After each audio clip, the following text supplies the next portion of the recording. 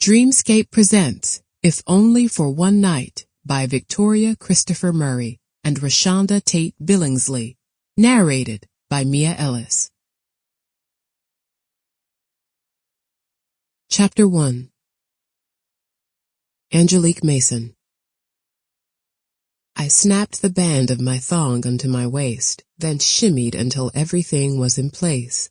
As I twisted from the left to the right, checking out my image in the antique leaning mirror, the price of these 10 inches of satin and lace once again skipped through my mind.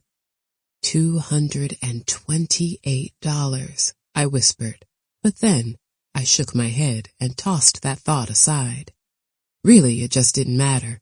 This little teddy and thong was so worth every one of those dollars that I charged to my American Express. If there was anything that was going to make Preston walk in the door and drop all that he was doing and all that he was thinking, these little strips of red material would do it. Turning back to the dresser, I faced the array of fragrant creams that were lined inside my vanity tray and finally selected the Jimmy Choo lotion. I hadn't opened it, had actually tossed it into the trash when Preston came home with this gift wrapped inside a huge basket. My consolation prize after he missed the Chamber of Commerce dinner where I was honored for my foundation, Black Girl Magic. It was ironic that Preston had missed that night when he'd been the one to bring the good news home to me about 6 months ago. Even now, remembering it, all I could do was smile. I couldn't imagine who was banging on the front door like that. It had to be the police.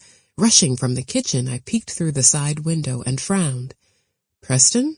I began when I opened the door. "What are you—" Before I could finish my thought or my words, my husband swept me off my feet and into his arms, swinging me around. "Goodness!" I gasped, and then giggled. "What? Preston, what?" It wasn't until he put me down that I was able to string together a full sentence. "Oh my." I pressed my hand against my chest. "What are you doing?" "I'm just so proud of you." "Me?" I frowned, trying to figure out what my husband was talking about. "Yes, you, my beautiful wife." He pulled me into his arms again. "You are the 2017 recipient of Houston's Woman on the Move Award." What? He had to be kidding. This was Houston's most prestigious community service award. Why would I be given this honor? I glanced up at my husband, and I couldn't remember a time when Preston's grin had been wider. "You're serious?" Sample complete. Ready to continue?